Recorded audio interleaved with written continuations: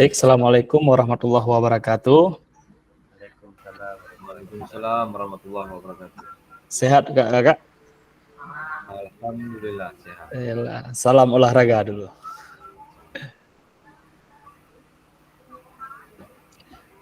Baik Kakak, ini pertemuan kita di modul 1.6.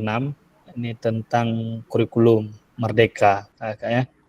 Langsung saja saya share screen.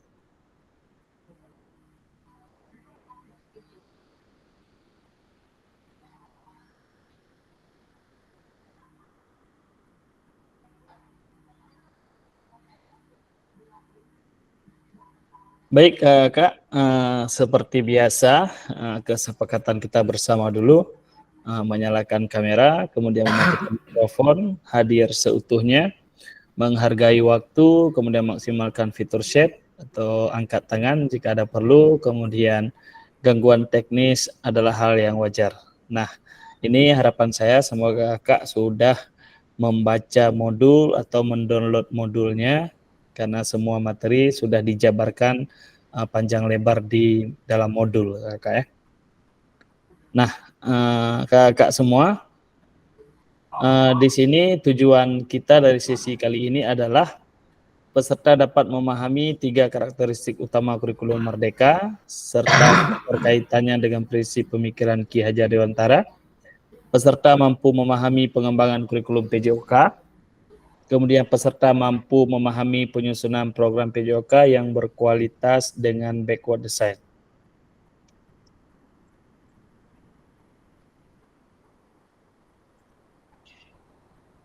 Selanjutnya, agenda sesi kita kali ini, 1. Backward design, kemudian pengembangan kurikulum PJOK, kemudian pemikiran Ki Haji Dewantara, dan kurikulum Merdeka. Nah, aktivitas pertama kita, backward design dalam pengembangan kurikulum PJOK. Nah, ini kakak-kakak ada yang sudah pernah dengar nggak ini backward design itu apa?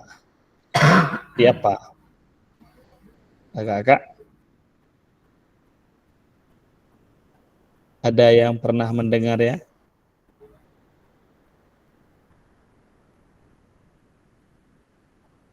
Boleh kakak raise hand kalau ada yang pernah mendengar ya? Kakak ada yang sudah pernah mendengar tentang backward design dalam pembelajaran kurikulum PJOK? Karena ini akan kita lanjut, nanti akan kita membuat modul yang ada di dalamnya backward design kakak. Mungkin kakak boleh baca-baca modul lagi kakak ya.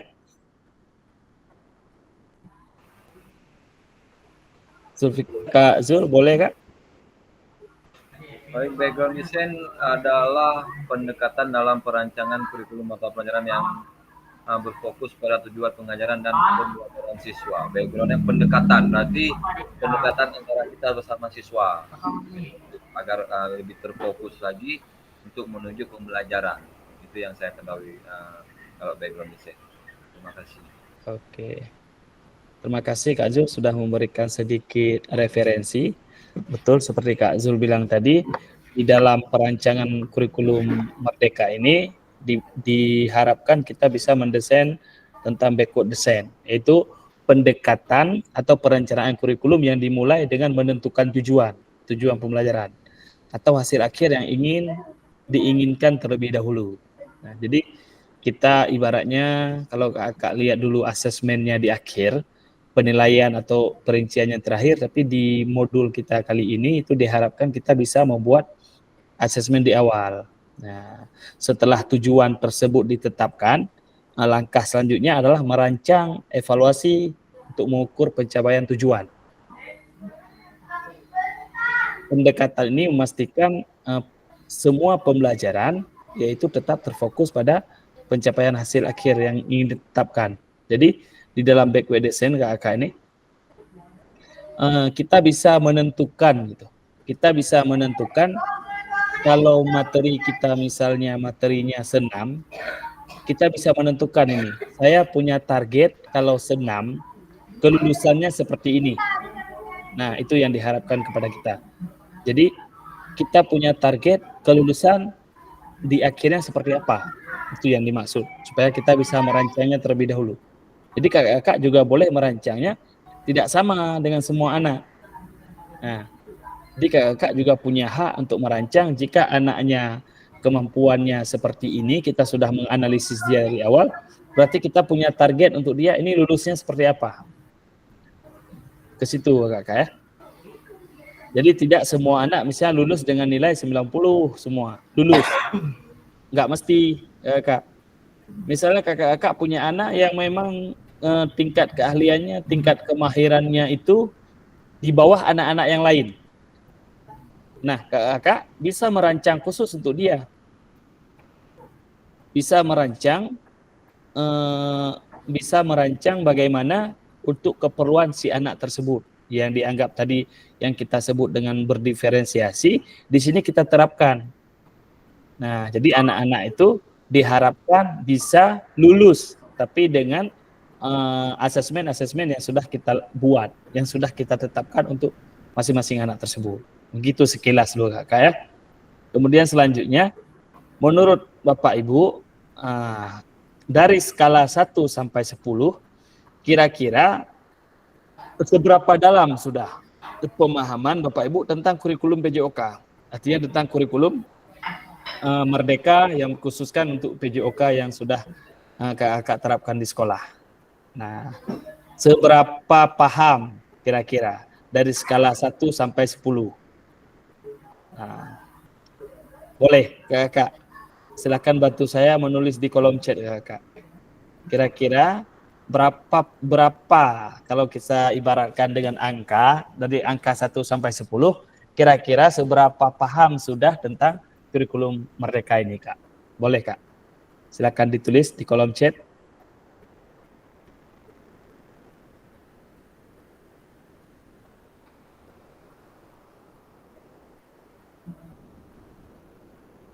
Boleh ditulis pemahaman Kak.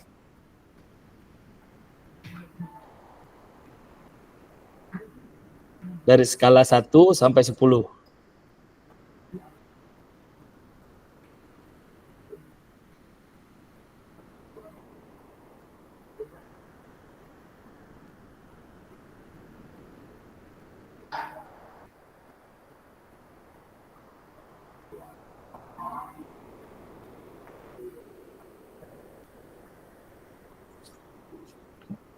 Oke, Kak Zul sudah menulis. Kira-kira Kak Zul masih di poin 5. Kak Habibie, silakan. Kak Sri, Kak Jufri.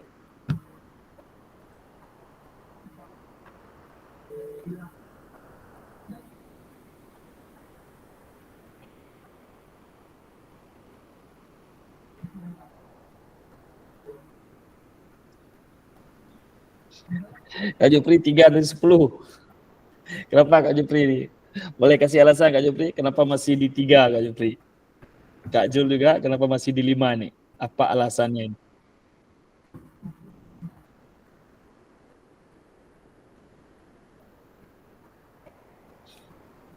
Kak Habibie 4.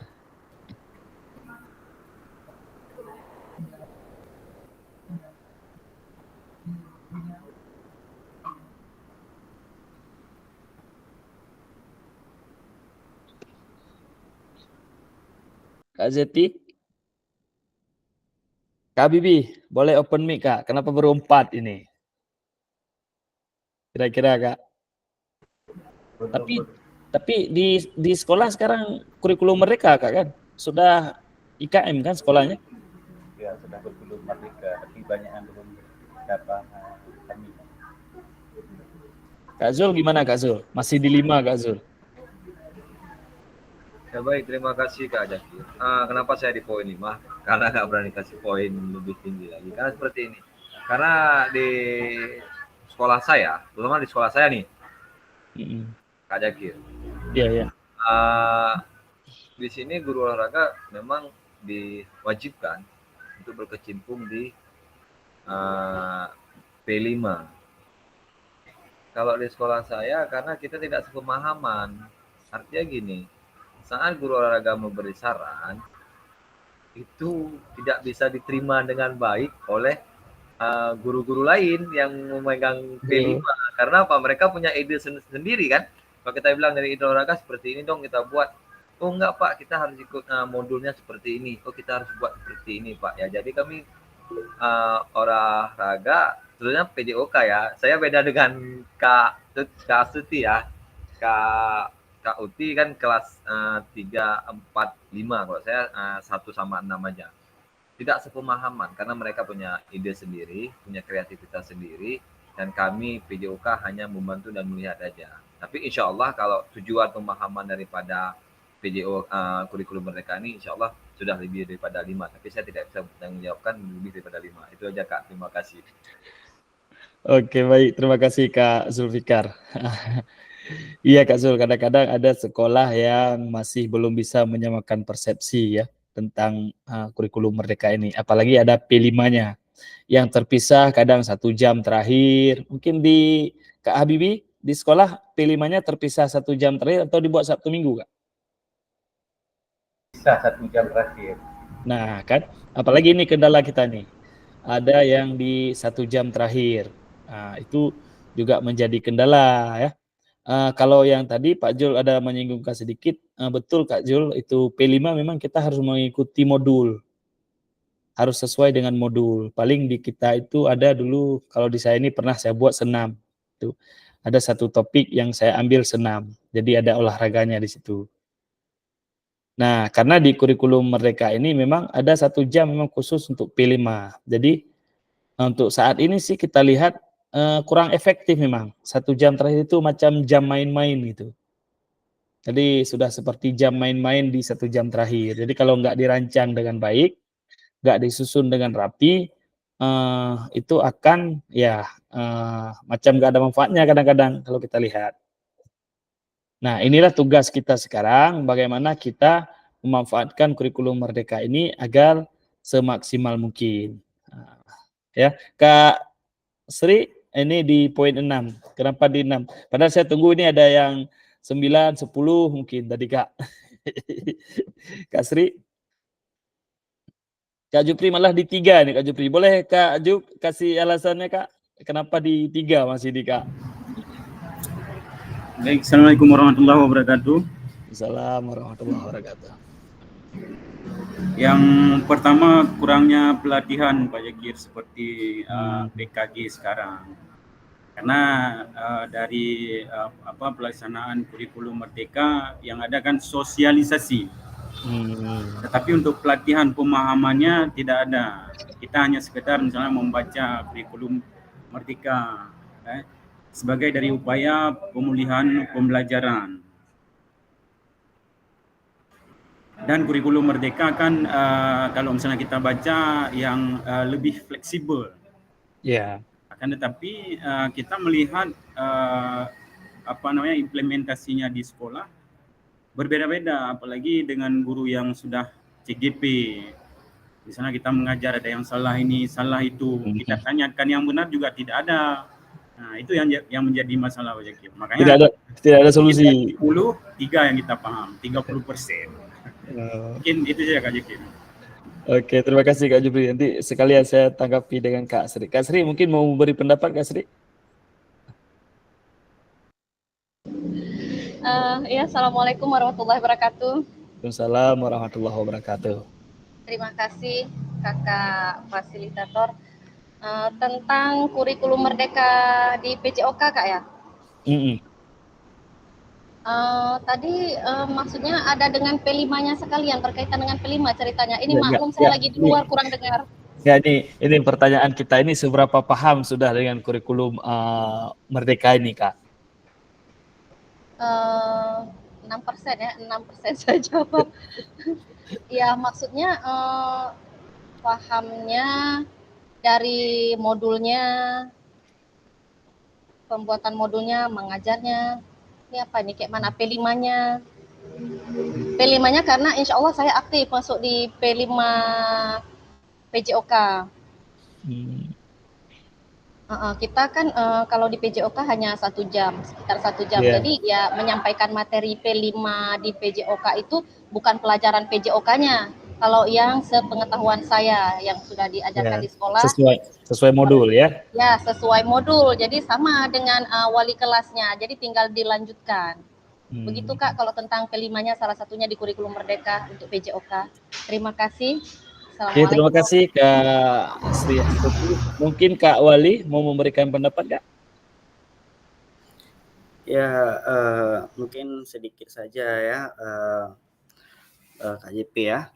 Mungkin hampir sama juga dengan Kak Sri tadi. Di sekolah saya itu kami P5-nya berubah dari tahun lalu yang Sabtu Minggu ya, yang 4 jam itu sekarang udah dibagi menjadi per 1 jam. Nah, jadi dibagi per 1 jam, jadi saya sama juga memberikan materi dari awal semester sudah menyusun dengan wali kelas masing-masing itu tentang P5. Jadi setelah disepakati dengan wali kelas masing-masing untuk topik apa yang akan dilaksanakan di P5 itu akan dilaksanakan secara bersama-sama dan berkesinambungan. Jadi nanti juga saya sebagai seorang guru PJOK tidak lepas tangan untuk P5, tapi ikut andil dalam membantu wali kelas dalam menjalankan P5 proyeknya. Seperti itu Kak JP. Terima kasih. Oke, terima kasih Kak Wali yang sudah memberikan sedikit gambaran di sekolah ya. Berarti hampir semua Kak ya.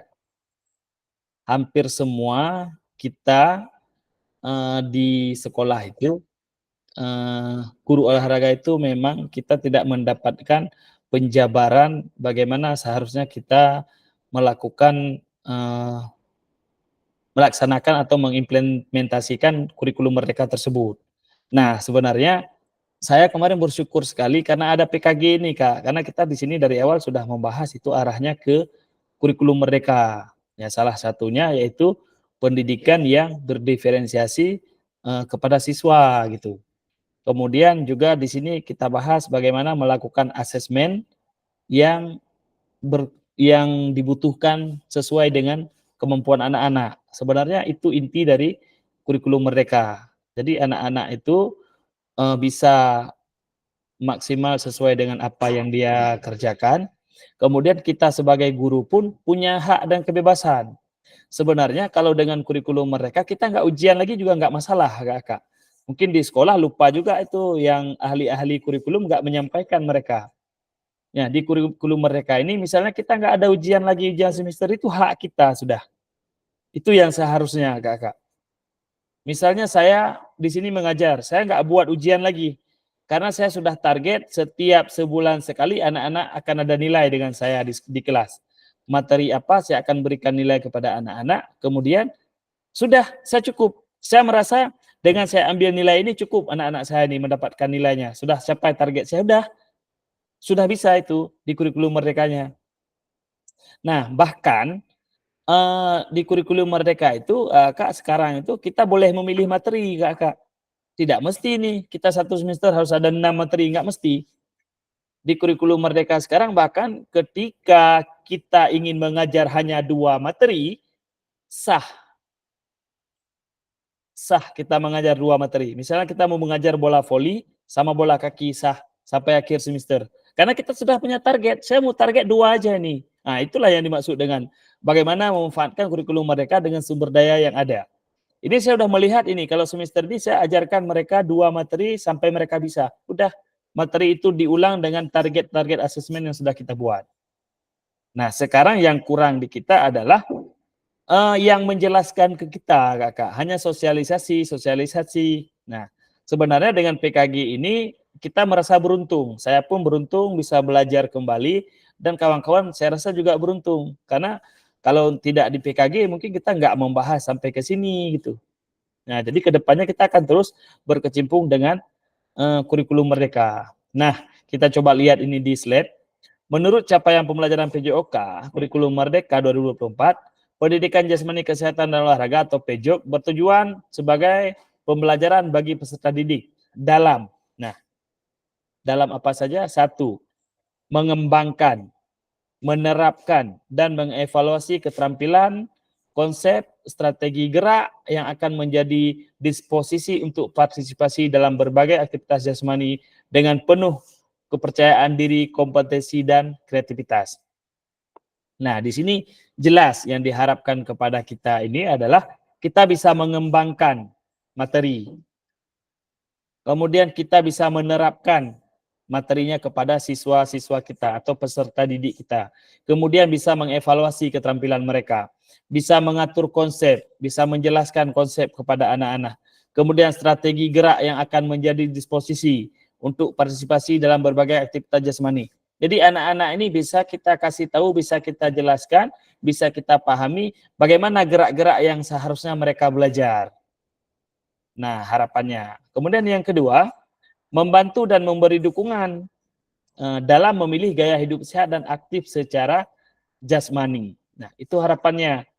Di dalam PJOK yang diharapkan di kurikulum mereka ini, kita bisa membantu anak-anak gitu, memberi dukungan kepada mereka. Artinya, tidak hanya di sekolah yang kita ajarkan bisa mereka terapkan, tidak. Tapi kita diharapkan bisa mendoktrin anak-anak, bisa melibatkan anak-anak di luar sekolah. Nah, jadi bisa mendukung mereka, memberi dukungan kepada mereka supaya misalnya memilih gaya hidup sehat. Apa yang sudah kita ajarkan di sekolah? Jadi anak itu bukan hanya di sekolah aja nih, gaya hidup sehat dia. Bukan hanya di sekolah.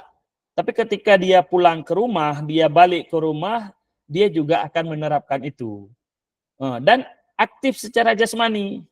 Nah, misalnya di sekolah sudah kita ajarkan gerakannya apa saja untuk kita sehat, apa aja untuk ini. Anak-anak itu diharapkan bisa menerapkan di luar sekolah. Artinya dia bisa membawa ke dalam kehidupan nyata dia. Jadi bukan hanya pembelajaran PJOK itu dia hanya belajar di sekolah, sampai di sekolah udah selesai gitu, enggak. Jadi bagaimana kita bisa menerapkan, bisa mendoktrin anak-anak supaya di luar sekolah mereka juga harus seperti itu. Jasmani, ketika di sekolah kita latihan, misalnya latihan kebugaran jasmani, anak-anak di luar juga bisa dia lakukan. Dia punya doktrin di kepalanya bahwa, oh ini bukan hanya kepentingan untuk pelajaran, tapi ini untuk kesehatan saya juga, untuk jasmani saya juga. Jadi di luar jam sekolah, anak-anak bisa berolahraga, bisa melakukan aktivitas yang sehat. Nah, itu harapan terbesarnya. Kemudian yang ketiga, membangun dan menerapkan keterampilan sosial dan emosional melalui konteks pembelajaran yang menekankan nilai-nilai fair play, kerja tim, dan inklusivitas. Nah, di sini jelas ya di tulisan ini diharapkan seperti yang saya bilang tadi, bukan hanya di sekolah anak-anak ini bisa melaksanakannya. Membangun dan menerapkan keterampilan sosial itu udah ketika mereka pulang ke rumah, ketika mereka bersama masyarakat, dan emosional mereka. Jadi bisa mereka atur, bisa mereka pergunakan ketika mereka keluar dari perkarangan sekolah. Nah, kemudian pembelajaran menekankan nilai-nilai fair play yang kita ajarin di sekolah, anak-anak juga bisa melaksanakannya di luar sekolah gitu. Nah, kerja tim. Nah, jadi semua yang kita ajarkan, harapannya di kurikulum mereka ini, semua yang kita ajarkan, anak-anak bisa melakukan bukan hanya di sekolah. Jadi anak-anak bisa kita pahamkan bahwa, oh ini loh penting loh, ini penting untuk kita kerjakan. Nah, gitu. Kemudian yang keempat, menanamkan apresiasi dan pengembangan sikap positif dan aktif secara jasmani sepanjang hayat, supaya upaya peningkatan keseluruhan kualitas hidup. Nah, di keempat ini sudah dirangkum semuanya. Jadi tujuan dari pembelajaran PJOK ini bukan hanya untuk pelajaran di sekolah, tapi kita bisa menanamkan, mengembangkan sikap positifnya untuk jasmani sepanjang hayat. Nah, jadi kita bisa menjelaskan, bisa memberitahu kepada anak bahwa pendidikan jasmani ini bukan hanya di sekolah loh. Pendidikan jasmani ini akan kamu butuhkan sepanjang hayat kamu. Nah, itu yang diharapkan di kurikulum Merdeka ini. Jadi kita bisa berbagi positifnya kepada anak supaya dia bisa meningkatkan kualitas jasmaninya, kualitas hidupnya ketika di luar sekolah. Nah, itu sekilas Kakak. Kemudian selanjutnya kita berdiskusi ini. kita langsung aja di sini. Terlepas dari kurikulum apapun, apakah selama ini Bapak Ibu sudah memahami dengan baik tujuan mata pelajaran dan menjadikannya sebagai acuan? Nah, dalam konteks kurikulum merdeka, apakah tujuan-tujuan ini bisa dicapai? Nah, selanjutnya memahami di sini dulu. Apakah selama ini Ibu sudah memahami dengan baik tujuan pelajaran dan menjadikannya sebagai acuan? Nah, kira-kira kalau ini pertanyaannya Kak, ini ditujukan kepada Kak. Kira-kira selama ini yang kita berikan materi kepada anak-anak, kita tahu nggak ini tujuannya apa? Apakah kita punya tujuan untuk jasmaninya, tujuannya untuk keahliannya, tujuannya untuk fisiknya, kira-kira Kak sekilas. Kira-kira kita paham nggak ya yang kita berikan ini?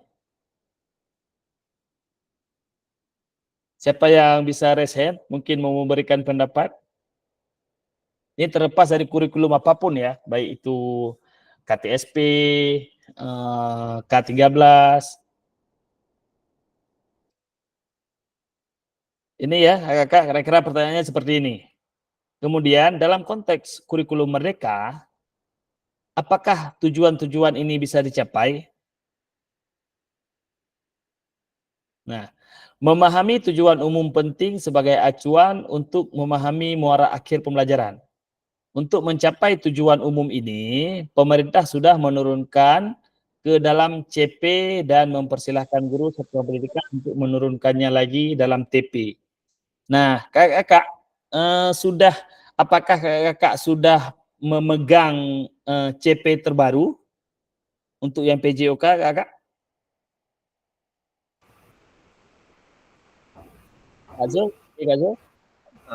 Terakhir Kak Jakir kirim hari itu di grup. Itu yang terakhir Kak Jakir kirim di grup TP-nya atau CP. Oh ya, pas sekali Kak Zul. Jadi saya sudah pernah kirim ketika saya sedang pelatihan, ya. Dari CP tersebut nanti kakak bisa melihat capaian pembelajarannya apa. Baru kita jabarkan ke dalam tujuan pembelajaran. Muhammad Ari, boleh Kak? Nanti kita kirim ulang ya. Nanti kita kirim di grup kita aja nih. Nah, ketika kakak-kakak sudah mendapatkan capaian pembelajarannya di materinya apa, nanti kakak dipersilahkan untuk menurunkan lagi ke TP tujuan pembelajaran. Nah, kakak-kakak bisa menurunkan ke tujuan pembelajaran sesuai dengan apa yang ingin kakak capai di TP tersebut, di CP tersebut. Apa yang ingin kita capai. Nah, otomatis kan beda-beda nih tujuan pembelajaran kita. Nah, tujuan pembelajaran kita itu. Jadi kakak bisa melihat dan bisa menurunkan secara mandiri. Tidak mesti sama dengan orang. Nah, kakak boleh menurunkan secara yang akan kakak pikirkan di dalam materi tersebut. Nah, kemudian bagaimana memastikan agar pengajaran yang kita lakukan benar-benar menyasar tujuan pembelajaran? Nah, karena seringkali pengajaran langsung fokus pada materi atau aktivitas apa yang harus dilakukan murid. Nah, jadi kita kadang-kadang lupa untuk memastikannya agar pengajaran yang kita lakukan benar-benar menyasar tujuannya. Nah, kadang-kadang kita lupa, oh tujuan dari materi sepak bola apa yang ingin dicapai sama mereka. Nah, kemudian selanjutnya, proses backward design dalam pengembangan kurikulum secara umum melalui 3 tahap di bawah ini. 1, mengidentifikasi capaian pembelajaran. Kemudian menentukan metode penilaian. Nah, ini CP, ini capaian pembelajaran kita ada di CP yang sudah dibagikan di yang sudah dibuat ya oleh ahlinya. Kemudian menentukan metode penilaian. Metode penilaian ini adalah asesmen kita, Kakak. Nah, ini kita nanti akan membuat modul seperti ini. Di dalam modul itu kita mengidentifikasi capaian pembelajaran. Nah, CP ini sudah ada di dalam desainnya sendiri. Nah, kemudian karena dia ada fase nanti, ada fase D, kan? Kalau SMP sekarang kan fase D. Nah, jadi di dalam modul yang kita buat itu diharapkan seperti ini. Nah, satu, kita bisa mengidentifikasi capaian pembelajaran. Kemudian menentukan metode penilaian. Nah, kakak, di metode penilaian, ini pertanyaan dari saya, boleh kakak jawab. Kira-kira selama ini, apa saja yang kita nilai dari sebuah materi kita, materi pembelajaran kita? Kira-kira. Ada yang mau memberikan jawaban? Menentukan metode penilaian. Kira-kira selama ini penilaian apa saja yang sering kita lakukan ke peserta didik? Boleh angkat tangan.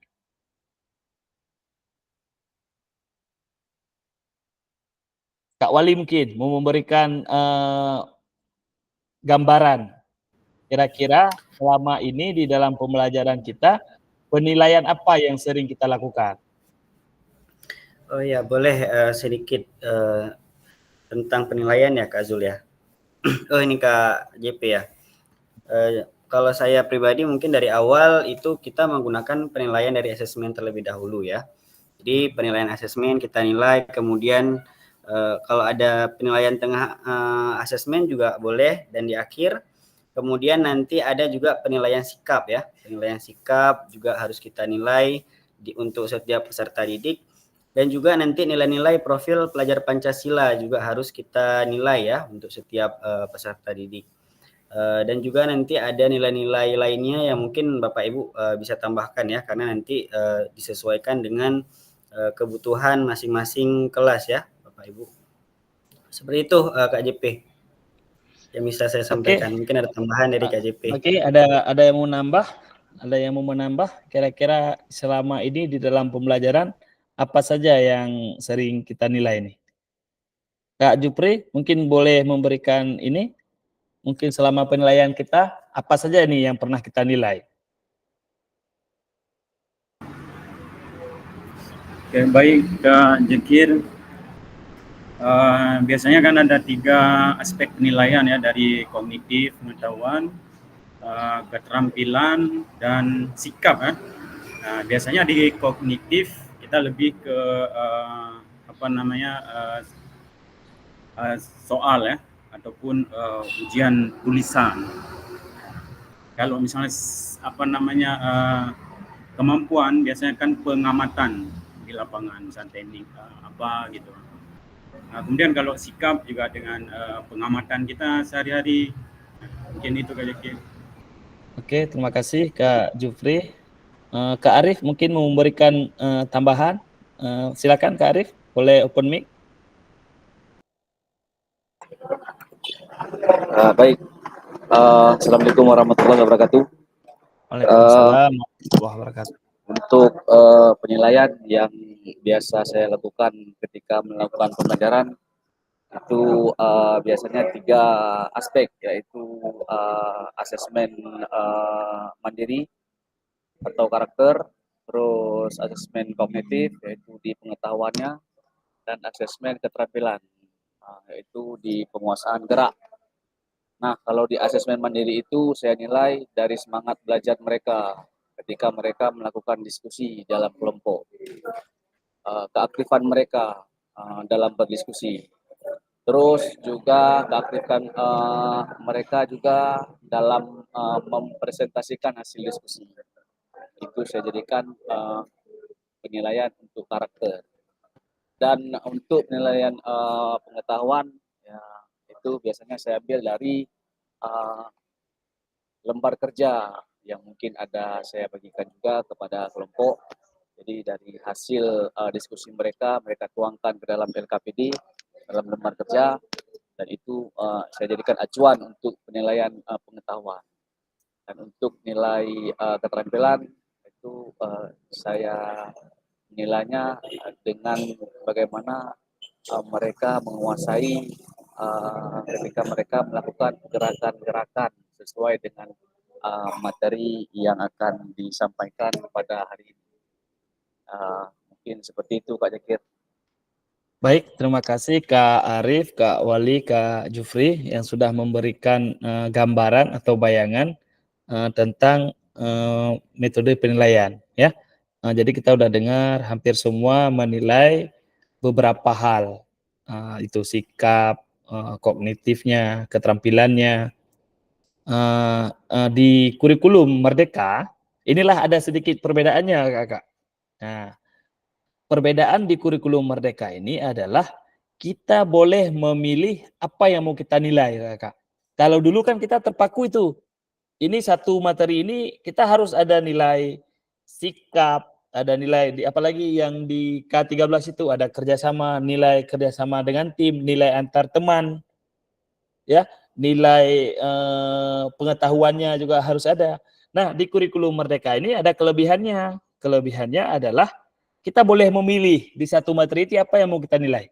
Jadi kita nggak direpotkan lagi dengan harus menilai semua dari A sampai Z.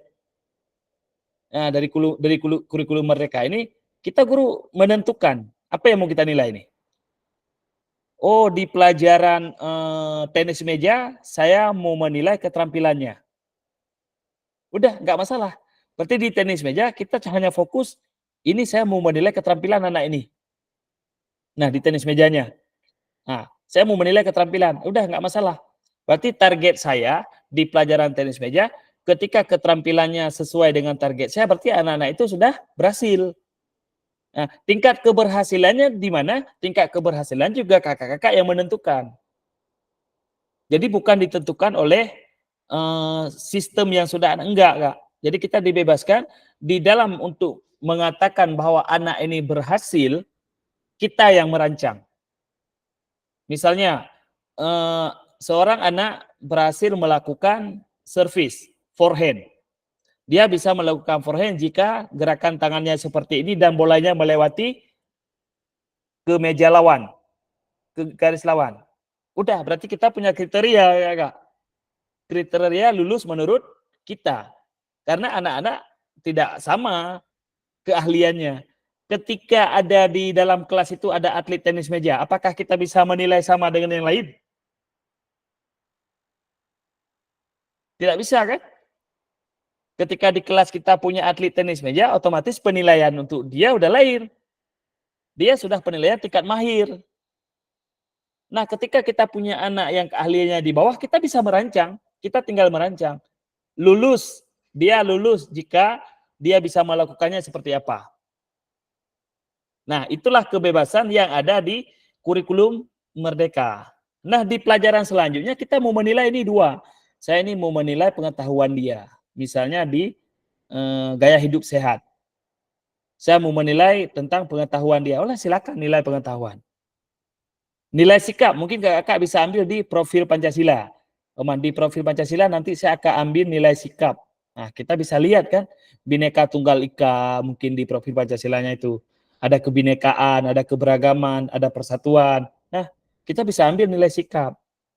Nah, kita juga bisa konversi semua nilai itu masuk ke semua nilai yang kita butuhkan. Nah, jadi tidak terfokus satu pelajaran itu harus ada semua nilai. Tidak, Kak. Itu kebebasan di kurikulum Merdeka. Jadi kita seorang guru bebas memilih materi, berapa materi yang kita mau sampaikan semester ini, karena nanti berkaitannya di rapor, Kak. Karena kita di sistem kadang-kadang berbeda. Di sistem ketika kita isi rapor, kadang-kadang kita harus pilih sampai 6, kan? Ada 6 materi, padahal kita ngajar 3 materi ini. Nah, nanti ke depan, jika isi rapor ke depan, itu bisa kita hilangkan, Kak. Kita misalnya ngajar 3, silahkan 3 aja diisi, itu sudah sah di kurikulum Merdeka. Ada 3 pelajaran yang saya ajarkan semester ini, itu terus saya ulang, sehingga saya dapatkan hasil bahwa di akhir semester anak-anak ini mampu. Siswa mampu melakukan permainan sepak bola. Siswa mampu melakukan permainan bola voli. Dengan 3 materi yang kita gunakan selama 6 bulan, lebih baik 3 materi ketimbang kita lakukan 6 materi tapi nggak capai tujuan kita, Kak. Karena kita tadi dituntut membuat capaian pelajaran kita sama tujuannya. Kan di tujuan biasa kita pasti buat anak-anak mampu bermain bola voli dengan baik. Kan kebiasaannya seperti itu. Nah, anak-anak mampu melakukan senam irama dengan baik. Nah, jadi kita punya tujuannya, kita punya tujuan, dan tujuan itu harus bisa kita capai. Itu intinya. Tujuan yang sudah kita buat itu harus bisa kita capai. Jangan tujuan sudah kita buat, tetapi tidak tercapai tujuan kita itu. Nah, akhirnya percuma kita ngajar 6 pelajaran, tapi 6 materi, 1 materi pun nggak tercapai, Kak. Nah, makanya dibebaskan sekarang. Silahkan memilih 3 materi jika kamu anggap materi itu akan tercapai tujuanmu. Udah, selesai berarti. Nah, penilaian juga seperti itu. Penilaiannya silakan rancang sendiri, di mana nanti mau diletakkan sikap itu bebas dari kita. Oh, saya mungkin dengan 2 kali menilai sikapnya udah cukup, udah tahu sikap anak-anak. Atau dengan sekali menilai sikap anak-anak udah tahu nih, oh ini anak-anak ini udah pasti sikapnya baik. Atau yang bandel juga akan kita tahu, oh ini memang bandel. Walaupun kita nilai pada akhir ya gitu juga. Nah, itulah kebebasan-kebebasan yang kadang-kadang kakak tidak tersampaikan ke kita guru olahraga, Kak. Itu yang saya rasakan sendiri. Ya, itu tidak tersampaikan ke kita karena tidak ada yang menyampaikan. Bahkan kita di Lok Sumawe ini sejak saya pulang lah, saya cerita dulu, saya nggak tahu yang dulu-dulu ya Kak Arif. Sejak 2011 saya pulang ke sini, itu saya tidak mendapatkan apa-apa pelatihan atau pemberitahuan tentang kurikulum mereka ini. Tidak saya dapatkan sama sekali. Makanya ketika saya dibuka dulu PKG ini ada pendidikan pengembangan kompetensi, saya langsung minat saya. Oh ini pengembangan kompetensi tentang olahraga. Kapan lagi saya ikut kalau nggak sekarang gitu. Karena berharap di Kota Lok Sumawe pun tidak ada pelatihan untuk guru olahraga yang khusus membahas kurikulum merdeka, bagaimana menerapkannya, itu tidak ada, Kak. Maka dulu saya pas saya lihat ada dibuka langsung saya daftar, saya memang minat ingin belajar. Akhirnya betul, ketika saya belajar banyak kali kita ketinggalan. Ya, banyak kali kita ketinggalan. Orang sudah lari, kita masih jogging ini.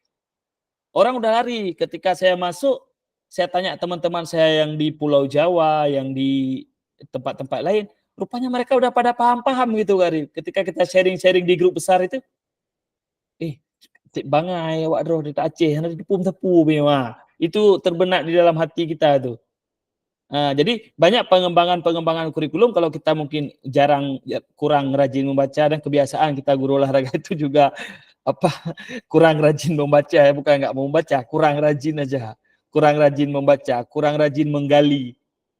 Nah, itu salah satu kelebihan yang ada di kurikulum Merdeka. Kemudian merencanakan pengalaman belajar dan strategi pembelajaran.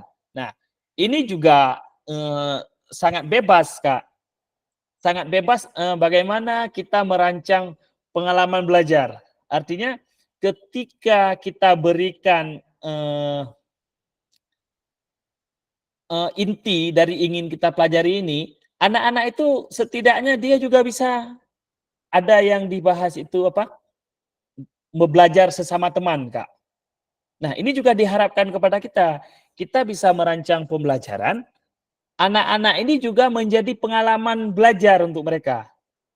Jadi ketika kita buat perancangan itu dan strategi pembelajarannya, anak-anak itu juga bisa meniru. Ketika kita tidak ada, dia tahu loh cara ajarkan ke temannya.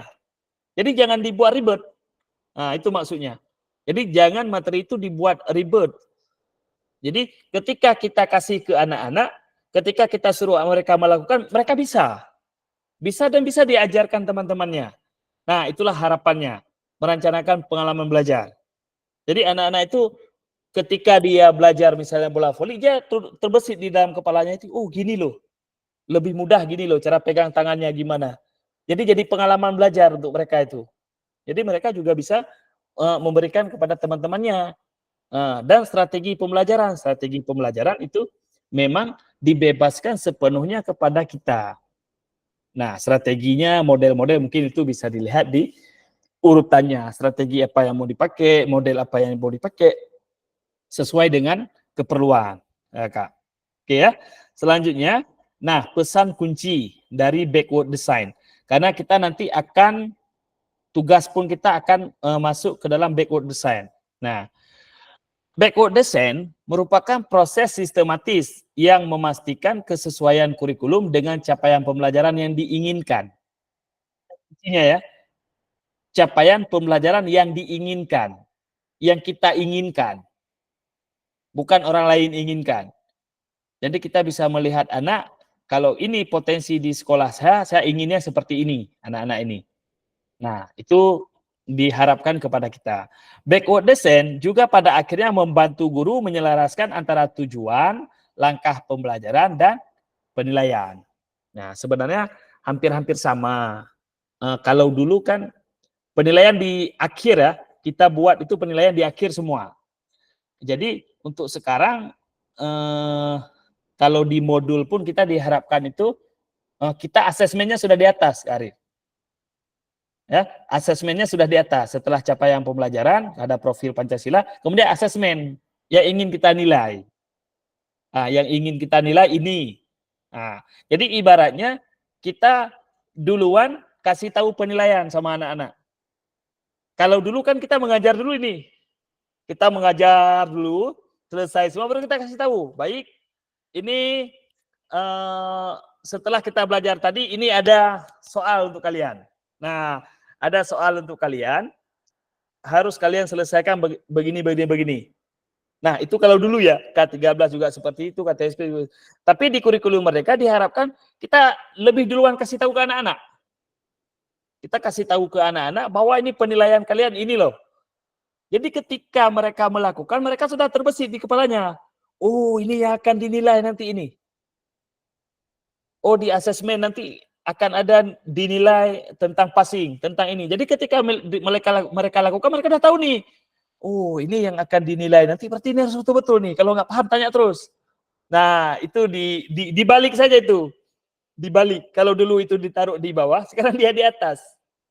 Jadi anak-anak ketika melakukan pembelajaran sudah tahu nih dia nih, apa yang harus dia lakukan. Kalau dulu kan dia nggak tahu nih. Kalau dulu dia buat aja, kerjakan aja. Ketika kita penilaian, baru, oh, apa lo, ini rupanya dinilai katanya. Udah lupa kita. Nah, makanya dirubah. Dirubah, ditaruh itu ke atas supaya ketika pembelajaran berlangsung, anak-anak itu yang kita bilang tadi, bisa belajar, pembelajarannya dia, oh tahu, ini akan ada di dalam pertanyaan nanti, ini akan ada di dalam LKPD nanti. Nah, itu aja sebenarnya diubah. Nah, jadi tujuan dan langkah pembelajaran serta penilaiannya itu sudah diketahui, gitu. Jadi enggak anak itu mendadak, Pak, ini rupanya ditanya. Tadi saya nggak ingat di pembelajaran itu. Kan gitu kebiasaan ya. Kebiasaan. Tetapi dengan adanya perubahan sedikit di kurikulum mereka ini, jadi kita punya asesmen di atas. Jadi anak-anak itu punya pegangan. Jadi ketika dia mau belajar, dia udah tahu. Oh, ini nanti akan ditanya. Jadi ketika ada soal, dia udah tahu langsung. Nah, udah tahu nih apa yang akan dia lakukan. Ya. Kemudian selanjutnya, Kak, aktivitas 2. Penyusunan program PJOK. Nah, kurikulum berbasis standar. Manakah yang benar definisi di bawah ini? Nah, kurikulum merupakan seperangkat aktivitas untuk menguasai keterampilan. Nah, ini salah. Ya, selanjutnya, buku teks peserta didik dapat dikatakan adalah suatu kurikulum. Silakan, open mic Kakak dijawab. Benar atau salah pernyataan ini? Tentang definisi berbasis standar. Kak, silakan. Ya, benar. Benar. Yang lain gimana? Iya benar Kak. Benar. Yang lain lagi, Pak Habibie. Teks ini dapat dikatakan adalah suatu kurikulum. Kurikulum berbasis standar. Nah, manakah yang benar definisi di bawah ini? Kurikulum merupakan seperangkat aktivitas untuk menguasai keterampilan. Salah. Kemudian buku teks peserta didik dapat dikatakan adalah suatu kurikulum.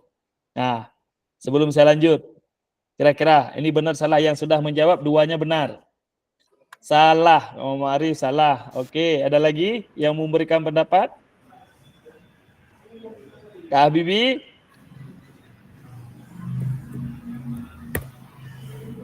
Kak Jufrijal benar. Kak Habibie benar. Oke, saya lanjut. Oke, di sini masih dibilang salah ya. Kurikulum berbasis standar. Di buku teks peserta didik dapat dikatakan adalah suatu kurikulum. Nah, kenapa dibilang salah? Mungkin karena tidak semua buku teks itu sama. Ya, jadi nanti agak-agak berbeda-beda karena kurikulum kan dia sudah diatur nih satu jalan dia. Satu jalan. Nah, mungkin kenapa di sini bukan suatu kurikulum, itu buku teks. Mungkin di sini penjelasannya adalah suatu pembelajaran atau materi yang bisa diambil dari suatu buku tersebut. Ada satu lagi ya, Kak. Nah, kurikulum adalah suatu standar untuk mengetahui apa yang peserta didik harus pelajari, meliputi keterampilan, pengetahuan, dan sikap. Ini benar atau salah ini? Benar. Kak Sri benar, Kak Jufrijal salah. Benar. Benar. Ada lagi? Kak Zulfikar kalau raise hand boleh langsung menjawab. Benar. Benar. Oke. Benar, Kak Habibie. Oke. Nah, yang terakhir ini baru benar nih, Kakak. Ya. Kurikulum adalah suatu standar, betul. Kurikulum ini adalah standar yang harus kita ketahui. Untuk mengetahui apa yang peserta didik harus dipelajari meliputi keterampilan, pengetahuan, dan sikap. Nah, ini penjelasannya yang berbasis standar, Kakak. Oke, selanjutnya, Kakak. Komponen kurikulum pada satuan pendidikan pelaksanaan kurikulum merdeka. Nah, ada komponennya, Kakak. Nah, ini jelas ya, di mana diambilnya itu dikembangkan dan digunakan satuan pendidikan terdiri dari karakteristik suatu pendidikan. Nah, ada komponennya, Kakak, ini. Komponen kurikulum pada satuan pendidikan pelaksanaan kurikulum merdeka. Nah, ada beberapa komponen yang perlu kita ketahui. Yang pertama itu ada struktur kurikulum. Nah, kemudian ada capaian pembelajaran. Kemudian ketiganya ada pembelajaran dan asesmen. Nah, kemudian selanjutnya penggunaan perangkat ajar. Nah, ini mungkin di capaian pembelajaran kita memang udah jelas itu ya, ada CP-nya masing-masing. Kemudian ada pembelajaran dan asesmen, itu kita Kakak bisa melaksanakannya. Kemudian di penggunaan perangkat ajar. Jadi penggunaan perangkat ajar ini ada di dalam pelaksanaan kurikulum. Jadi perangkat ajar ibaratnya, kalau dulu itu kan RPP, Kakak. Sekarang Kakak sudah beralih ke modul ya namanya ya. Ya. Ya, sekarang kita itu sudah modul, Kakak. Kalau dulu masih RPP mungkin, sekarang sudah beralih ke modul. Kalau modul itu ada di sampingnya itu ada profil Pancasilanya, ada namanya, ada capaiannya. Nah, baru urutan selanjutnya itu adalah, kalau sekarang kan ada CP-nya, ada profil Pancasilanya, kemudian nanti kalau yang backward design-nya itu langsung di bawahnya ada asesmen. Nah, ada asesmen. Nah, jadi setelah asesmen baru inti pembelajaran, apa yang ingin kita ajarkan. Kemudian kurikulum satuan pendidikan. Nah, itu sesuai dengan yang sudah diberikan. Ya. Komponen kurikulum satuan pendidikan dikembangkan dan digunakan di satuan pendidikan terdiri dari karakteristik satuan pendidikan, visi, misi, tujuan. Nah, ini diserahkan kepada kita, bagaimana mengembangkan kurikulum yang sudah ada. Karena sekarang kan ibaratnya gini ya, Kak. Sekarang kan kalau kita mau cari mana ini modul yang betul, nggak ada, Kak, ya. Nggak ada. Di kementerian pun nggak ada yang buat modul misalnya. Ini setelah dibuat kurikulum merdeka begini loh modulnya. Tidak ada, Kak. Tidak ada modul yang disediakan. Nah, makanya di sini kita boleh bebas membuat modul tersebut. Ya, modul tersebut dengan unsur-unsur di dalamnya itu ada capaian pembelajarannya, ada tujuannya, kemudian ada asesmennya. Kemudian selanjutnya masalah pembelajaran itu bebas ke kita, Kakak. Jadi kita boleh merancang bagaimana mau kita. Kan kita nggak tahu nih kalau kita ini kan kebiasaan nih kita guru olahraga lah. Nggak usah kita cerita guru lain. Kita guru olahraga kan sering copy paste nih. Ambil punya teman ganti sekolah, ganti sekolah. Nah, tiba-tiba di sekolah kita nggak punya cakram ini Pak Arif. Ya, contoh misalnya di sekolah kita nggak punya cakram. Ternyata kita ambil punya teman punya cakram. Ketika kita mau mengajar pakai apa kita? Nah, itu makanya untuk membuat modul ini dibebaskan kepada kita untuk merancang. Nah, boleh saja kita ambil punya teman untuk bahan referensi kita. Mungkin di kita ketika misalnya kita mau mengajar lempar cakram, ketika di kita nggak ada cakramnya, mungkin kita bisa ubah itu langkah-langkahnya. Mungkin kita bisa dengan melempar ban sepeda. Nah, melempar ban sepeda yang kecil. Masing-masing siswa membawa satu ban sepeda. Itu kan masuk ke dalam inti pembelajaran kita nantinya. Dari langkah-langkah pembelajaran kita. Nah, itulah yang dimaksudkan. Kita itu boleh merancang sesuai dengan keadaan sekolah. Nah, jadi nggak ada tuntutan lagi ini buat modul sama se-Indonesia, nggak ada. Kalau dulu kan hampir sama itu, Ari. Kita se-Indonesia sama, ada alat nggak ada alat. Kalau kita ambil punya teman kita misalnya di Pulau Jawa ketika kita suruh kirim, pas kita lihat sama dengan kita rupanya. Sama ini isinya dengan kita, sama.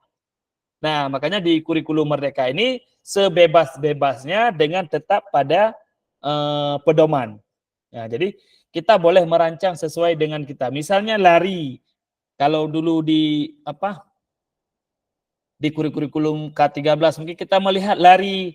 Kalau misalnya ada kegiatan pembelajaran kebugaran, itu seling anak-anak keliling lapangan. Ketika kita nggak punya lapangan, kita mau keliling di mana? Nah, kan itu pertanyaannya. Ketika kita tidak punya lapangan, sekolah kita tidak punya lapangan, kita mau keliling di mana? Nah, disitulah fungsinya kita bisa mendesain modul itu sesuai dengan kebutuhan. Ketika kita nggak punya lapangan, mungkin kita bisa buat, mungkin macam di sekolah saya misalnya, ada bukit di sini. Ada bukit, ada apa. Saya bisa buat langkah-langkahnya. Anak-anak semua per kelompok naik turun bukit selama 2 kali. Nah, itu kan rancangan kita. Sesuai dengan yang ada di sekolah. Atau di sekolah kita punya agak tangga-tangga sedikit. Mungkin bisa kita buat, langkah pertamanya adalah anak-anak menaiki tangga yang sudah ada di sekolah. Dengan bolak-balik 2 kali. Kemudian mengelilingi lapangan upacara. Nah, itu disesuaikan. Kita sesuaikan dengan sekolah kita. Kita boleh menyesuaikan dengan keadaan. Misalnya Kak Zul atau Kak Sri, tidak ada juga lapangan yang besar. Bisa juga ditulis anak-anak mengelilingi halaman upacara gitu. Atau anak-anak mengelilingi lapangan tentara yang ada di luar itu. Berarti kita pembelajarannya ke sana. Nah, jadi dibebaskan ke kakak-kakak untuk merancang sendiri gitu. Jadi jangan mengcopy punya orang. Ketika kita lihat di lapangan, kita ternyata nggak bisa melaksanakan itu. Nah, misalnya di Kak Sri, tiba-tiba ada materinya lempar lembing. Nah, di situ ditulis, anak-anak melempar lembing di lapangan upacara, pasti lempar ke dalam kantor masuknya. Karena tidak sesuai dengan keadaan lapangan kita. Nah, disitulah tugas kita, kakak-kakak semua, untuk merancang, untuk membuat bagaimana keperluan kakak-kakak di dalam kurikulum ini. Jadi keperluannya bagaimana menyesuaikan dengan keadaan, menyesuaikan dengan tempat, menyesuaikan dengan kearifan lokal yang ada. Ya. Mungkin sampai situ Kak. Ada pertanyaan kira-kira?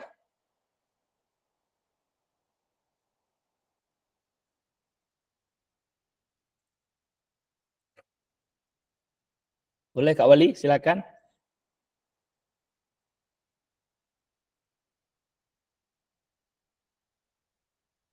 Kak Wali, silakan.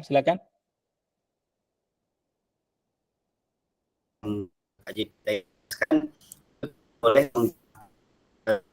CP jelaskan ya, atau mungkin bisa lebih untuk pembelajaran di sekolah. Nah, terus kan ada kurang jelas Kak Wali. Ya, soalnya lagi di rumah sakit kurang ini sinyalnya. kan di awal ada dijelaskan itu kan CP kita boleh sesuaikan ya, boleh misalnya kita memilihnya itu 3 CP gitu kan. Ya. Aduh, Nggak kedengeran nih Kak Wali ini.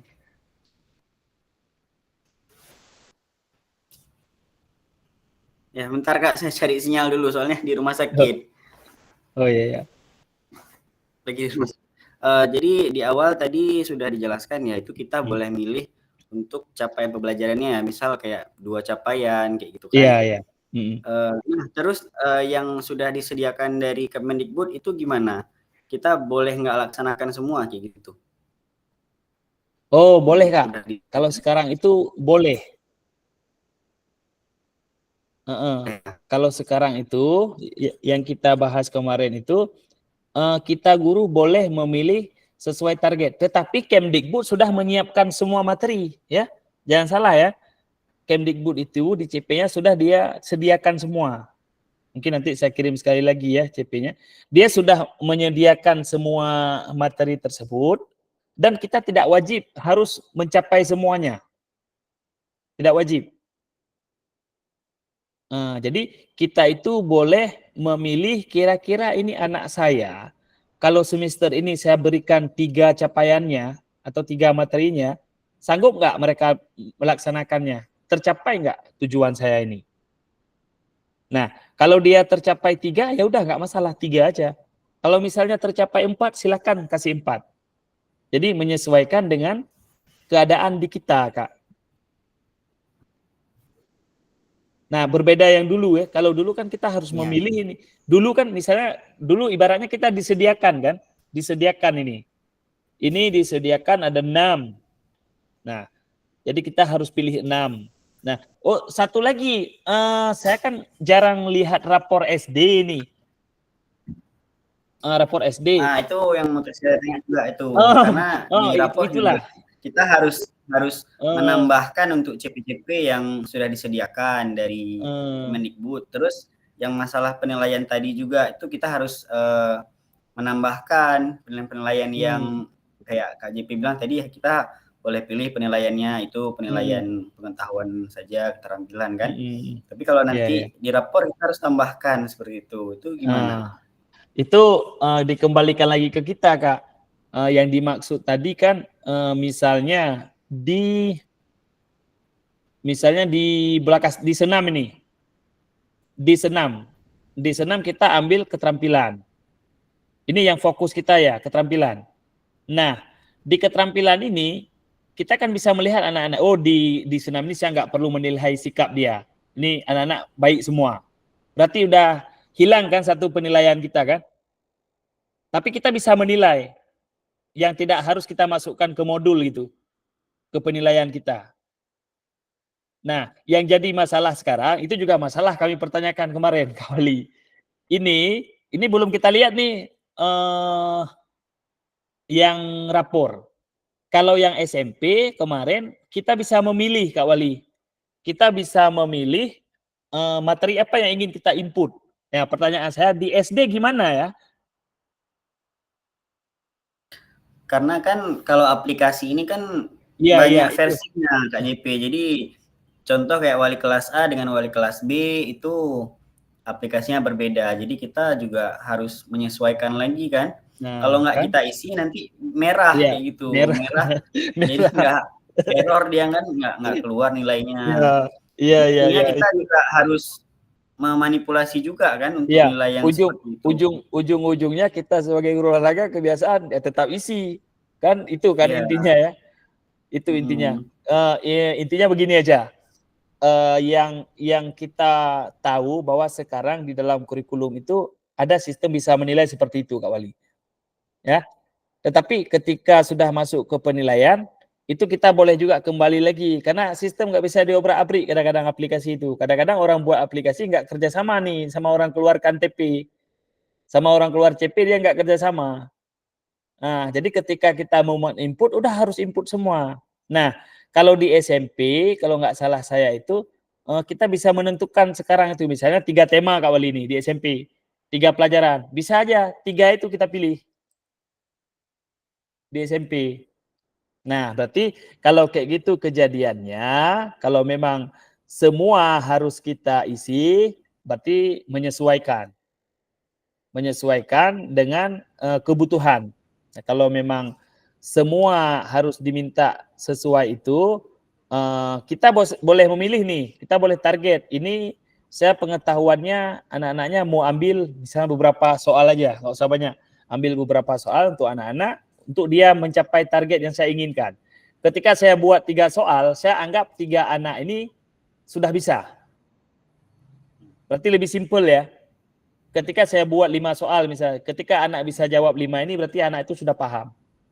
Nah, berarti asesmennya dikembalikan ke kita lagi. Kalau memang dibutuhkan, jangan terlalu repot kita sampai asesmennya ada soal sampai 15, 20, itu kan bikin repot kita juga. Kita punya target aja. Ini kalau asesmen saya mau buat tentang pengetahuan dia, saya akan bertanya 5 soal ini aja. Kalau 5 soal ini saya tanya dia bisa jawab, berarti dia sudah paham. Mungkin kira-kira solusinya seperti itu. Kalau memang semua harus dinilai sesuai dengan rapor. Ini kita bicara rapor Kak Wali ya. Kita bicara input rapor ini. Karena kita nggak tahu ketika kita input, kadang-kadang ada sistem yang menyediakan harus wajib klik. Ya kan report itu. Ya. Kalau wajib klik.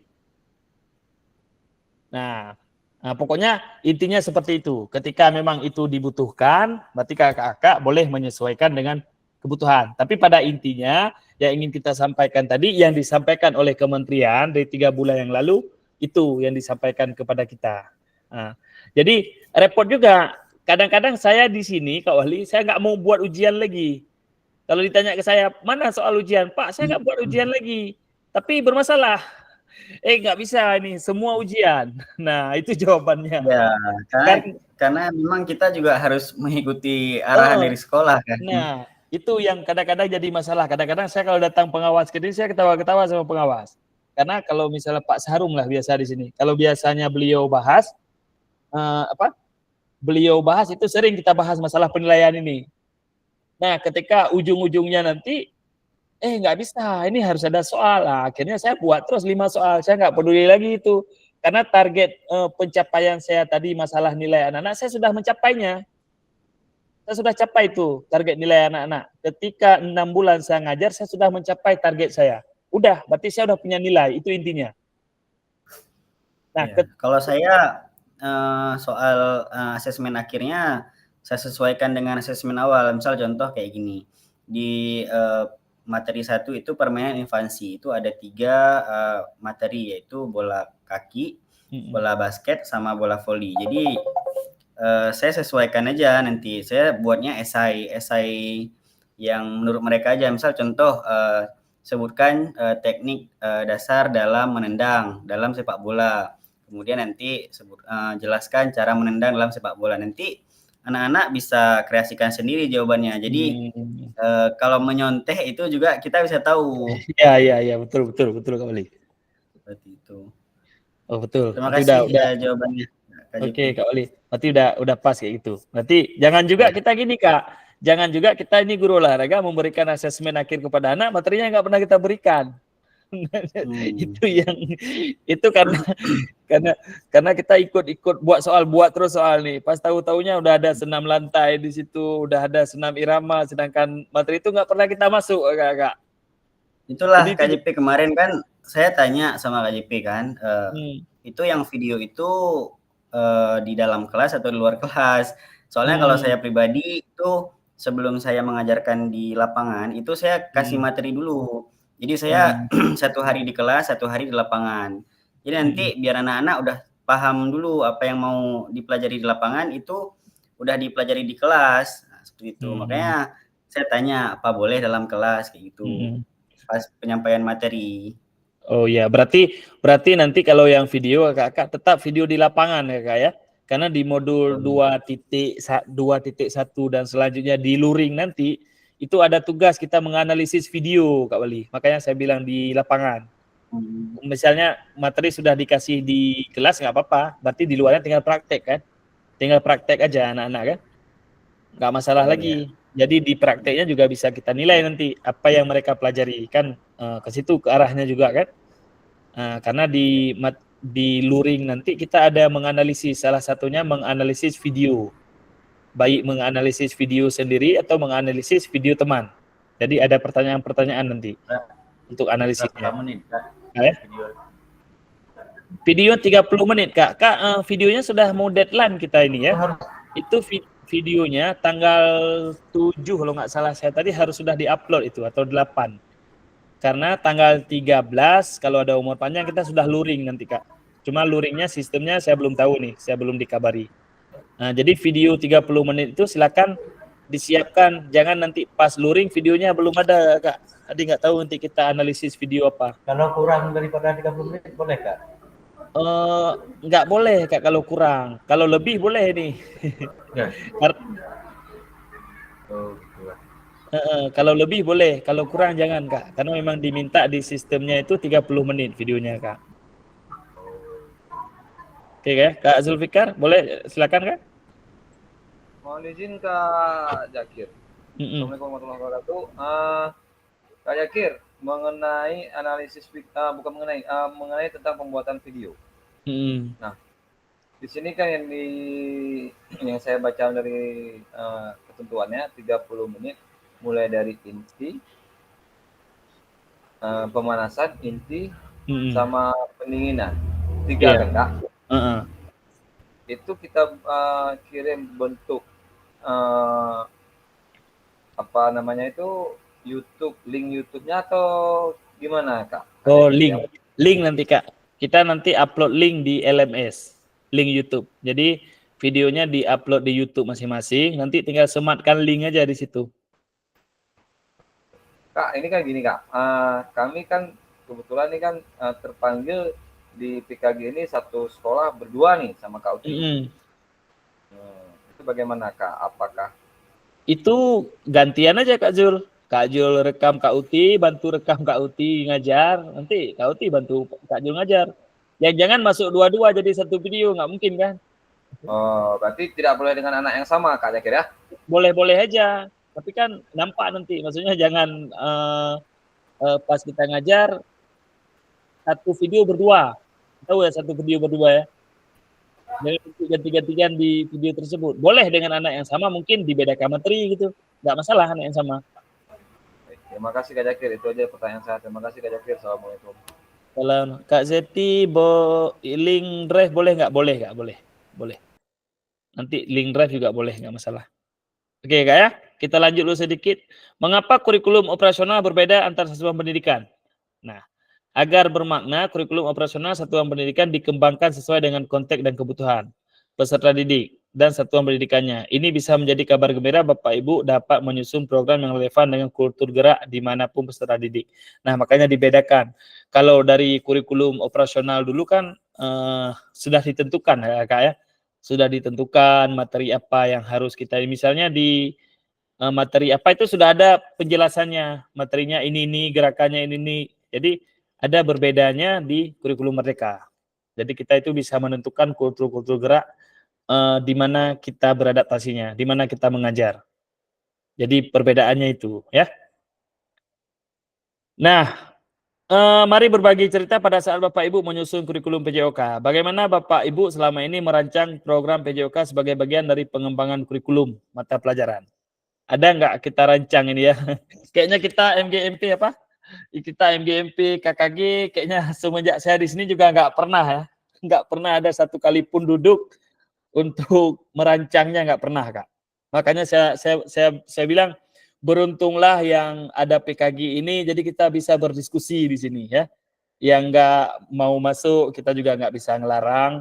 Tapi beruntungnya kita ini, walaupun kita KKG, MGMP mungkin nggak pernah duduk, nggak pernah bahas masalah bagaimana pengembangan kita, minimal di sini kita walaupun tatap maya bisa diskusi gitu. Bisa diskusi, buka-buka tambahan wawasan kita sama-sama. Saya juga sedang belajar, kita sama-sama belajar. Nah, kalau ini pertanyaannya berancang program ini susah juga nih jawab nih. Pak Arif, kira-kira Pak Arif punya jawaban nggak Pak Arif kalau ini Pak Arif? Gimana Kak Arif?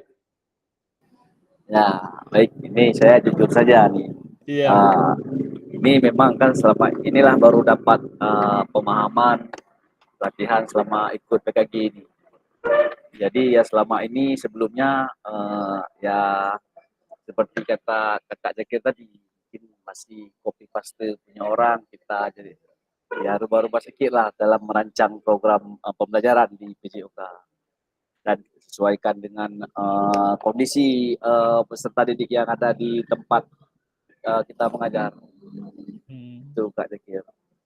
Mungkin kedepannya ya dengan adanya kegiatan ini ya kita belajar pelan-pelan lah untuk merancang program sesuai dengan apa namanya kurikulum Merdeka sekarang, Merdeka Belajar. Itu Kak Zakir. Terima kasih Kak Arif. Kak Zeti mungkin mau memberikan tambahan Kak Zeti? Kira-kira Kak Zeti? Oke. Assalamualaikum warahmatullahi wabarakatuh. Waalaikumsalam warahmatullahi wabarakatuh. Sebenarnya dulu saya sebagai, ini kalau dibilang saya sebagai ketua KKG iya, tapi sebenarnya sudah expired. Ya, Kak, Sudah ya? expired. Seharusnya saya sudah berhenti waktu di 2020 kemarin. Akan tetapi saya sudah menyarankan teman-teman yang lebih muda, yang lebih segar, yang lebih punya potensi untuk menggantikan saya. Tapi nggak ada yang bersedia. Nah, saya udah nenek-nenek, udah 50 apalagi. Jadi biar aja yang muda-muda yang kerja. Di awal-awal dulu kemarin, waktu masih saya sebagai ketua menjabat, kebetulan saya dipanggil sebagai IN SIM PKG, saya pernah melakukan kegiatan KKG Guru Olahraga. Di situ kami membahas tentang masih dulu pakai RPP segala macamnya ada kita bahas. Namun tahulah bagaimana guru olahraga maunya kan instan. Iya betul. Maunya instan. Harus instan. Minta aja lah yang udah jadi. Ini sementara kita menggiring supaya mereka mau berbuat, mau merancang. Tetapi itulah dia. Alasan nggak bisa, malas mikir baca, malas mikir ini. Saya bilang loh, yang saya anjurkan seperti ini. Kalau yang mau siap sama saya ada, cuman saya nggak berikan itu. Saya mau bekerja, maunya saya bilang kayak gitu. Oke, ada beberapa kali pertemuan kami melakukan pertemuan KKG Guru Olahraga untuk mencoba itu mengembangkan baik dari segala macamnya. Itu ada beberapa kali. Terakhir karena kebetulan dari 2017, 17, 18, 19, pertengahan 19 itu sudah COVID. Berhenti. Dan sebenarnya di 2020 saya udah SK saya sudah selesai. Jadi tidak ada lagi yang dilakukan, misalkan begitu mau dilakukan kalian maju, kalian yang kerja. Jangan katanya. Lah, kalau saya terus yang maju orang lain nggak mau maju bagaimana? Saya bilang begitu. Jadi kalau kita bilang pengembangan kurikulum ini sebenarnya semua bisa kalau mau. Iya betul Kak. Semua bisa kalau mau. Cuman nih masalahnya mau atau tidak. Ya kan? Kita udah kasih kerangkanya gini loh, udah dikasih kerangka tinggal ngembangin gitu. Ini loh kerangkanya, tinggal tambah ini. Ternyata ya kayak bilang tadi, apalagi bapak-bapak 2 menit duduk di dalam. Ntar ya permisi. Rokok. Oke lah, enggak masalah. Hilang habis itu ya. Hilang sebentar, udah oke nggak masalah. Boleh Pak, silakan dulu saya kasih waktu untuk merokok 20 menit boleh di luar. Kembali lagi kita kerja ya. Nah itu tadi tetap mereka maunya instan. Kayak mana lagi saya mau merubah kalau mindsetnya masih mau instan. Iya. Gina, kalaupun saya duplikat punya orang, tapi saya buka lagi, cocok nggak? Nggak cocok, saya pakai. Nggak cocok, saya berarti mau merubah. Merubah pelan-pelan. Oh ini nggak cocok sama kelas saya, nggak cocok dengan di sekolah saya, ubah. Kan sekarang apalagi kurikulum Merdeka boleh ATM. Ambil, tiru, modifikasi, jangan mutlak. Iya. Nah kalau kita ngambil blok gitu terus ke punya orang, nggak baca-baca, padahal itu daerahnya pantai, sementara kita perkotaan. Iya Kak, yang beda. satu di gunung, satu di desa. Nah bagaimana mau berkembang kalau itu nggak kita itunya ATM terus, nggak ada cek oke jalan terus. Begitu dibuka, loh kenapa seperti ini? Nah itu kembali lagi ke kita, mau nggak merubah diri, mindset kita terus berubah nggak? Kalau kita nggak mau merubah mindset, pemikiran, ya sama aja jalannya kayak gini, jalan di tempat terus. Itu dia. Oke. Oke, makasih Kak Zetia. Itu memang dilema kita guru PJOK ya. Di mana-mana. Ini sebenarnya kita luar biasa nih. Kita udah mau sebulan lebih ini sudah melek, udah mau sebulan kita udah ibaratnya kalau pelatihan-pelatihan biasa mungkin kita keluar hilang, nggak ikut lagi. Tapi ini kan lumayan ini kita nih, sudah masuk di dalam, udah kita standby, udah stabil lah ya. Inilah mungkin ke depan harapan-harapannya. Ini kalau dari pertanyaan ini kita lihat, ini kita ditanya yang Kak Zeti sudah bahas tadi, apakah kita pernah duduk merancang bersama atau pernah duduk dengan teman sejawat di sekolah. Nah, tapi kebiasaannya tidak. Ya. Kebiasaannya tidak, kita hanya instan aja seperti Kak Zeti bilang tadi, kopas-kopas jadi gitu. Karena hampir semua seperti itu ya. Jadi ini tergantung kepada kitanya lagi, dikembalikan kepada kitanya lagi bagaimana ke depannya setelah ini minimal kita punya perubahan paradigma yang bisa mengembangkan, minimal kita dulu sendiri. Kita tidak bisa mengembangkan teman-teman sekeliling kita, minimal kita bisa berkembang untuk diri kita sendiri dulu. Kita bisa melek IT, kita bisa merubah hal-hal yang dulunya malas, misalnya bisa kita rubah sedikit demi sedikit, itu udah lumayan sekali. Karena kita melihat guru olahraga memang seperti itu, di mana-mana kita tanya, jarang sekali guru olahraga mau ke IT, mau ke perkembangan itu jarang sekali. Maunya praktis semua, maunya semua praktis. Jadi mungkin inilah kita pilihan-pilihan. Boleh Kak Arif? Silakan Kak Arif.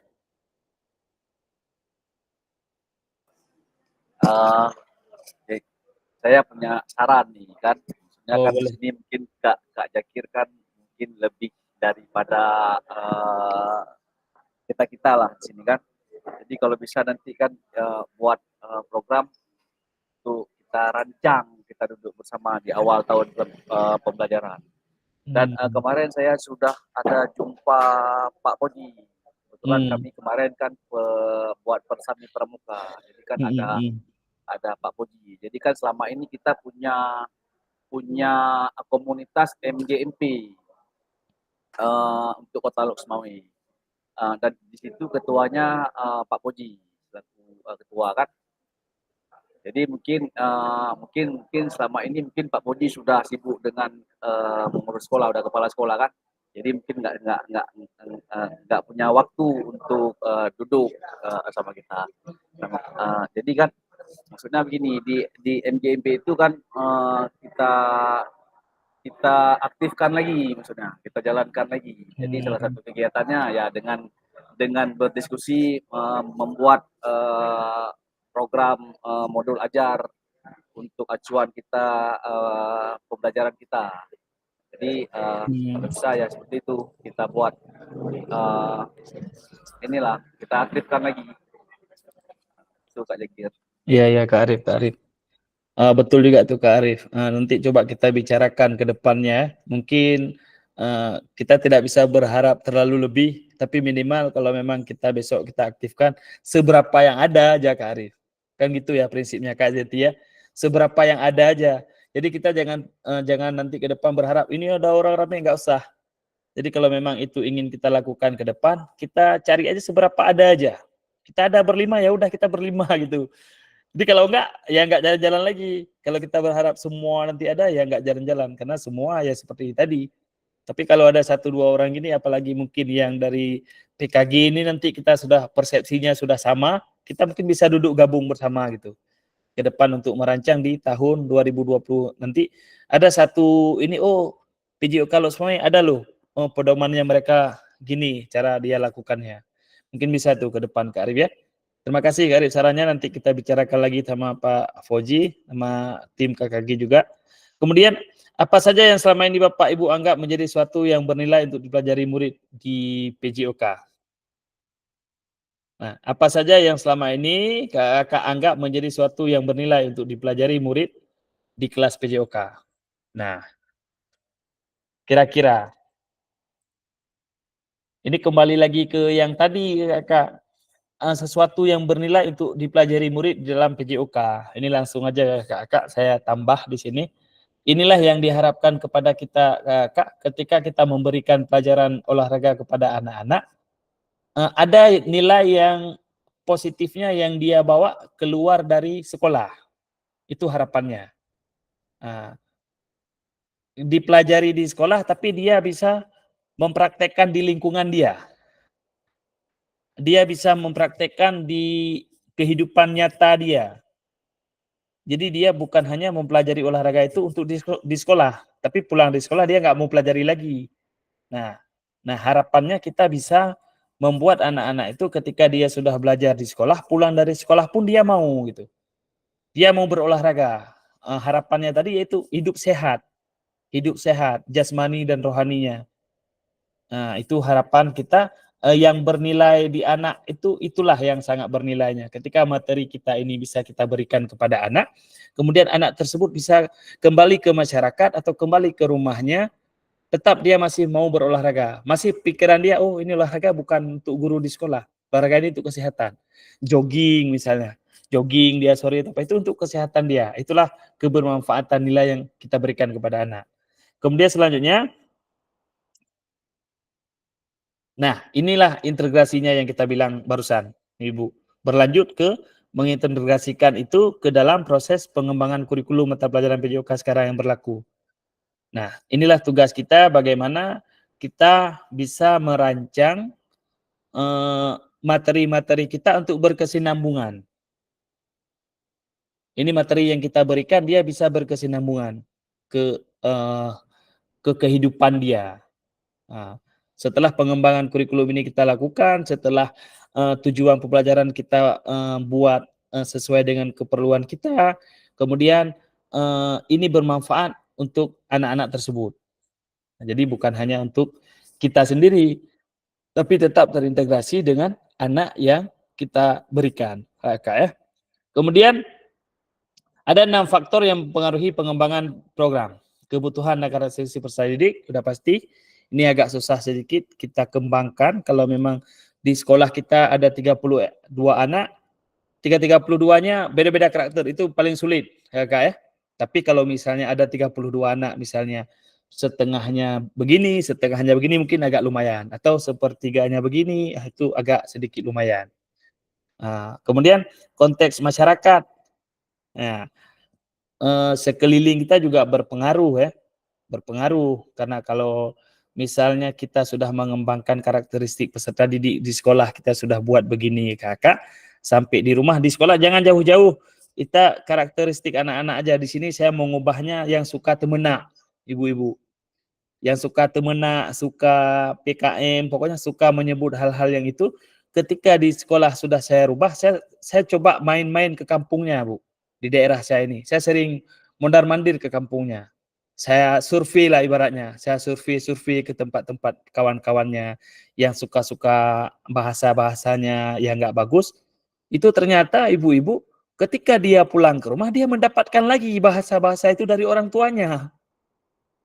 Saya kan penasaran di sini. Ini di sekolah ini setelah 2 tahun nggak ada lagi nih anak-anak yang suka mengeluarkan bahasa-bahasa yang bagus. Sisa-sisa berapa orang aja. Ternyata setelah saya coba jalan-jalan, saya coba misalnya ke rumah si A. Yang target saya rumah si B. Saya jalan-jalan ke rumah si A, tapi target saya rumah si B yang di sampingnya. Itu kebiasaan saya buat seperti itu, Bu. Jadi itu ternyata di sana masyarakatnya itu memang masih bahasanya ibaratnya manggilnya pakai bahasa jelek kayak Pak Lemo kono kayak le. Nah, ibaratnya. Jadi itu juga sangat berpengaruh ketika kita udah mencoba merancang yang bagus untuk mereka, ternyata pulang dari situ mereka tidak mendukung masyarakatnya. Nah, jadi mereka pun kadang-kadang ini konteksnya dari karakter ya, nanti bisa juga dari aspek lain, misalnya anak-anak di sini udah jogging, udah tahu cara jogging segala macam. Tiba-tiba mau jogging di kampung, Kak jogging, itu juga faktor ketika anak-anak ingin menerapkan di dalam kehidupan sehari-harinya, itu juga jadi masalah untuk mereka. Jadi memang harus ada keterkaitan semua ya. Kemudian waktu juga mengaruhi seperti kita bilang tadi Kak Arif. Kita sesama guru olahraga aja nggak ada waktu untuk duduk misalnya 2 jam khusus, yuk kita belajar, nggak ada waktu ini, susah. Oh itu ya. Kemudian kalau di sekolah alokasi jam pelajaran. karena 3 jam itu sulit untuk 1 minggu 3 jam itu kan sangat singkat ya di olahraga sebenarnya. Sangat singkat karena belum habis udah apalagi sekarang dipotong ke ini Kak, dipotong ke P5-nya. Potong ke P5 1 jam, udah kita sisa 2 jam pembelajarannya. Jadi itu juga bermasalah. Kemudian cakupan dan tahapannya juga kita bisa lihat sendiri tahapannya ketika ada teman-teman yang ingin membantu sama-sama untuk lebih ini, nanti ada teman-teman yang menjatuhkan, ada teman-teman yang nggak usah, nggak ini, nggak itu juga bermasalah. Kemudian teknologi. Nah, sekarang teknologi itu kan udah macam keperluan ya, udah kebutuhan ya. Kalau dulu mungkin teknologi bukan apa, sekarang udah kebutuhan. Saya lihat teman-teman saya olahraga Kak, ngajar di beberapa daerah itu asik sekali Kak, karena dia menggunakan teknologi memang. Ada barcode yang sudah dia siapkan, ketika dia taruh barcode-nya di dinding, anak-anak scan pakai HP, pas scan pakai HP-nya dia tahu, pas dia scan, lakukan gerakan push up, langsung dia lari ke push up.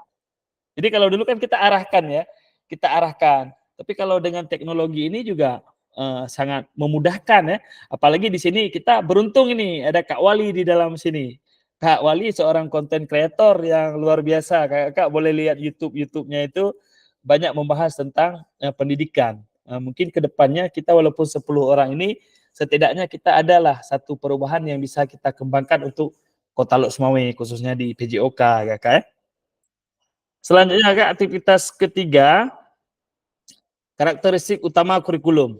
Nah, kemudian dan aktualisasi Ki Haji Dewantara dalam pendidikan nasional.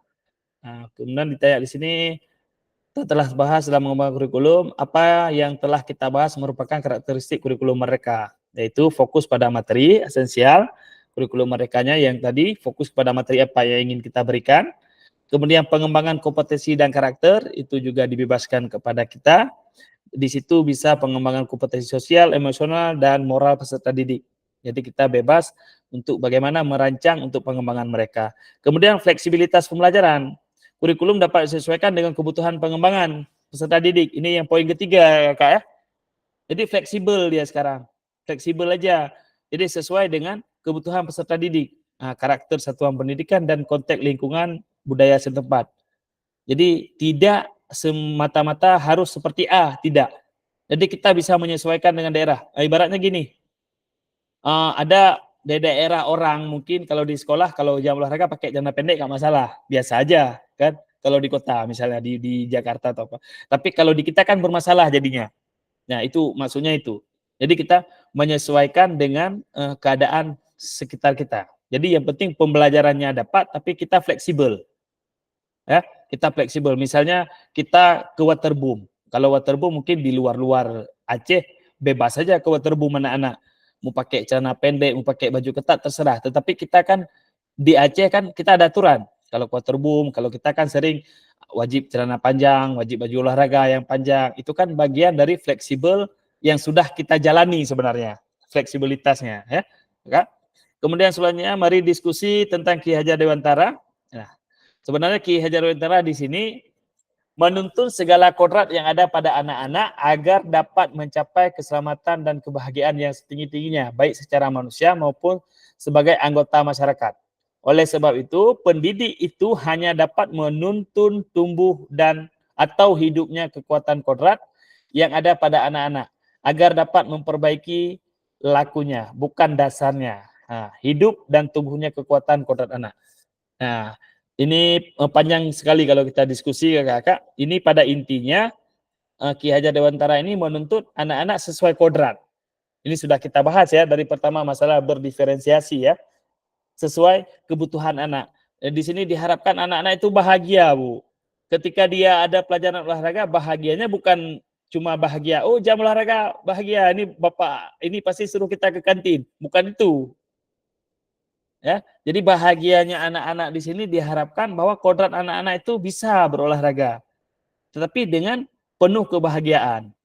Jadi bukan dia olahraga karena terpaksa, karena takut sama kita, karena ini nggak bisa, kalau kita bapak itu nggak masuk, nggak bisa. Jadi buatlah anak-anak itu sebahagia mungkin ketika jam olahraga tersebut. Tapi bahagianya dalam tanda kutip, bahagianya dalam menerima materi ya.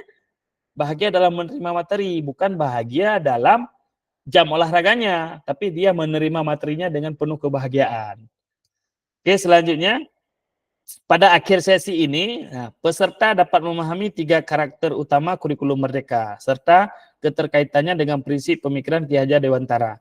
Peserta mampu memahami pengembangan kurikulum PJOK, ini harapannya. Peserta mampu memahami penyusun program PJOK yang berkualitas dengan backward design. Nah, backward design sudah kita kasih tahu tadi bahwa ada 3 tahapannya, kemudian di situ ada capaian, ada tujuan, kemudian ada asesmen, baru masuk ke intinya. Ya. Oke, terima kasih kakak yang sudah hadir pada hari ini. Luar biasa, masih semangat. Kita udah nggak terasa, udah berapa kali pertemuan, sudah masuk bulan 10 ini ya kan. Ke depan besok ya, besok sudah masuk bulan 10. Kakak, mungkin tidak kita buka pertanyaan lagi kakak ya, biar nggak terlalu banyak kali habis waktu. Kakak nanti diskusi kita boleh di LMS seperti biasa. Saya lihat ini alhamdulillah di modul 1.5 sudah banyak yang mengerjakan, sudah banyak yang mengirim, ada beberapa lagi yang belum mengirim, itu belum saya periksa, nanti akan saya periksa setelah Zoom ini. Karena saya lewati Meet dulu, baru nanti akan kita periksa. Baik Kak, terima kasih untuk hari ini. Seperti biasa Kakak, mari kita foto bersama dahulu.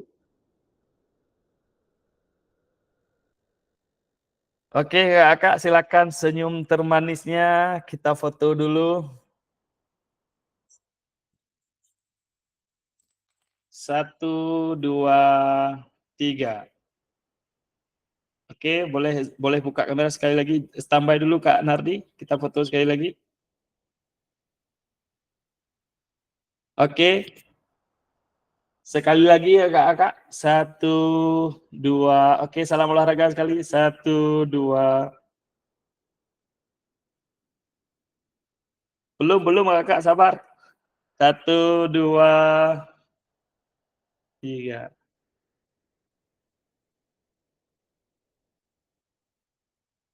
Oke, Kak, terima kasih. Saya stop screen dulu.